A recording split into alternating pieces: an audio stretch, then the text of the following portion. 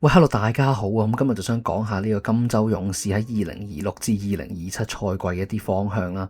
咁內容當然就會有大家最關注嘅 LBJ 交易案啦。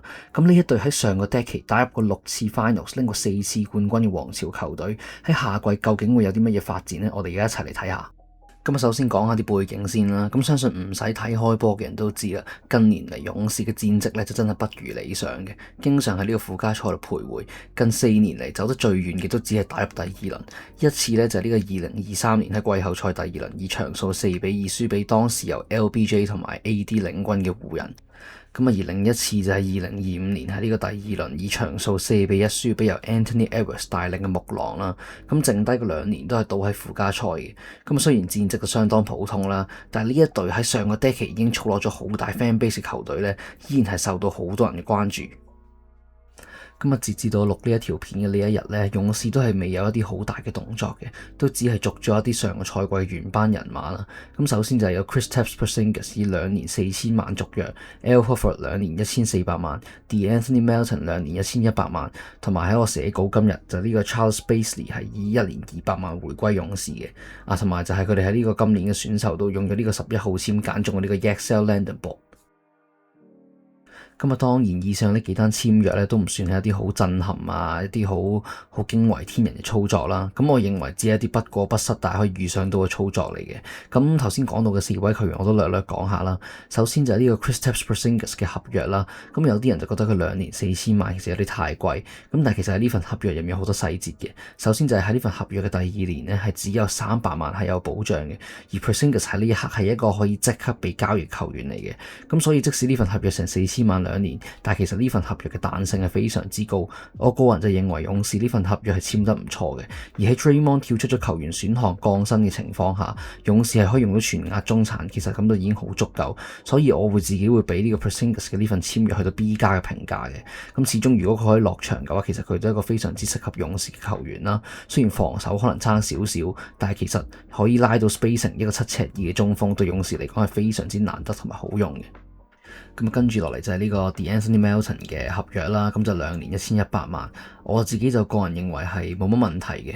咁雖然 Melton 上季有大半季都係唔打 back to back 啦，亦都只係打咗49場比賽，但係喺夏季可以打 back to back 嘅情況下，我認為續約 Melton 係一個非常好嘅操作嚟嘅。即係雖然佢唔係一個進攻效率好高或者持球自主進攻能力好強嘅球員啦，但係你要佢勉強可能擔當下啲持球者喺葫蘆頂派下牌嘅角色呢，其實佢都係做到嘅。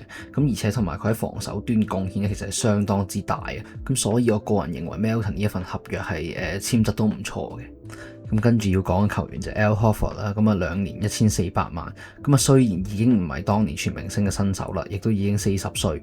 咁但係如果佢仲係當年全明星嘅新手，勇士就唔會簽到佢啦。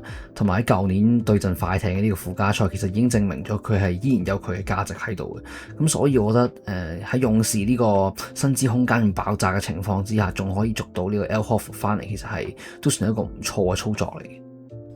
咁剩低最後一個呢個 Charles Bassey， 咁其實都冇咩好講啦。咁主要原因點解勇士會同佢續約呢？就係因為呢個灰熊開咗呢個3年3,000萬俾呢個 Quinton Post 啦，咁就令到勇士係匹配唔到Post 嘅合約啦。咁喺勇士放走咗 Post， 冇咗佢哋第3中鋒嘅情況下，勇士就決定簽翻 Bassey 嚟補翻佢哋呢個內線球員嘅空缺啦。咁其實喺簽晒以上呢4個球員之後呢，暫時球隊嘅大名單已經係有11個球員㗎啦。咁仲未計 Draymond 跳出咗呢個球員選項未續約。咁基本上我認為佢係都會續約嘅，只係未知道嗰個續約嘅金額。咁計埋 Draymond 即係12個人，剩翻最後一個位，勇士仲有一份全額中產未用。咁我相信唔使我講，你都知勇士等緊邊個啦。當然就係我哋嘅皇帝 LeBron James 啦。咁我呢個休賽期呢 LeBron 成為咗呢個自由球員，並且對外宣佈唔會翻湖人之後，咁基本上係全聯盟都開展咗呢個 LeBron James 嘅爭奪戰啦。咁咧根據呢個各大平台嘅報導啦，都係講緊如果勇士想吸引到 LeBron 過嚟嘅話，就必須要交易到 AD 先有機會嘅。咁所以喺早1個星期嘅時候，其實已經好多風聲就係話勇士會拎呢個今年合同年嘅 Jimmy Butler 去問價呢個巫師啦。咁呢單交易好快就俾巫師拒絕咗，亦都關閉咗呢個 AD 交易案嘅可能啦。咁雖然喺我寫稿呢一日咧就有啲風聲正話勇士肯貼多啲籤出去換，咁但係咧根據呢個流出嘅風聲，巫師嘅要價相當高啊！巫師嘅要價 Jimmy Butler 加上多個首輪、多個二輪選秀權同埋多個首輪互換嘅選秀權嘅，咁我就咁睇咧，我認為勇士係冇可能會做呢單交易嘅。雖然我認為 AD 同埋 LeBron 如果加盟嘅話，勇士係會即刻變成有競爭力嘅球隊啦。咁但係有一樣嘢好大嘅困擾就係 AD 近年嘅出場率係真係相當之低啊，絕對唔係一個勇士值得賭嘅球員啦。如果 LeBron 嚟到 AD 打唔到，咁我認為其實只係情懷加分，令大家睇得開心，並唔會令到勇士有即刻衝冠嘅能力。咁當然你話會唔會好過上一季咁一定嘅？Jimmy Butler 傷咗，如果 LeBron 加盟嘅話，咁一定會好過上一季嘅表現嘅。但係我認為呢一個有 LeBron James 但係冇 AD 嘅勇士嘅陣容，極其量只係可以衝擊到第一輪或者第二輪。咁如果你要俾晒所有未來資產出去換嚟，只係打一輪或者兩輪嘅結果，咁其實 all in 係完全冇意思嘅。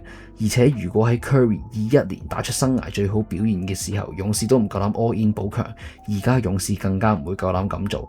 所以我認為其實老實講，最後 LBJ 都係唔會加盟勇士。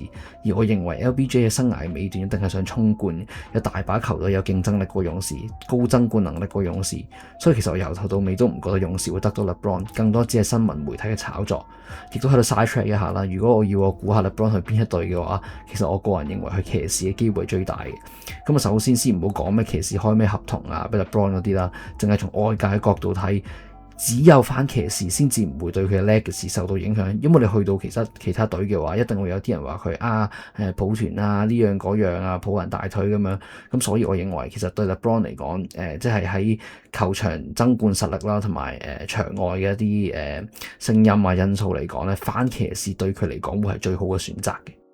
咁啊，總括而言啦，我認為新賽季嘅勇士咧，好大機會都係會以呢個原班人馬開季啦，咁就唔會有啲咩太大嘅變動嘅。咁即使仲有一份全額中產，但我認為都係唔足以吸引 LeBron 過到嚟嘅。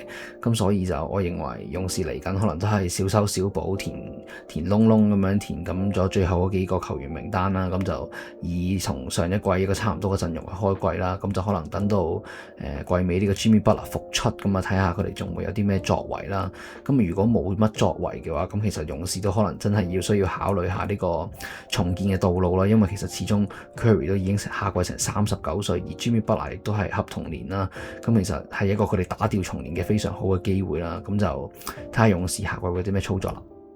咁啊呢條就係我正式拍上 YouTube 嘅第一條講籃球嘅片啦。咁啊如果有啲咩甩漏啊講錯嘅話，歡迎都喺留言區度話翻俾我聽啦。咁啊或者如果你都中意籃球嘅，歡迎喺留言區嗰度話俾我聽，同我一齊討論下籃球都可以嘅。咁就希望大家會多多支持啦。咁啊嚟緊我都應該會拍下一啲唔同球隊啊，或者可能勇士嘅一啲其他嘅後續嘅一啲影片啦。咁就希望可以喺季中有機會可能 follow up 一啲唔同嘅狀況啊，或者更新一啲籃球新聞俾大家啦。係啦，今條片就嚟到呢度先。如果大家喜歡嘅話，記得 like 同 subscribe 同埋comment 啦。好，係咁先，拜拜。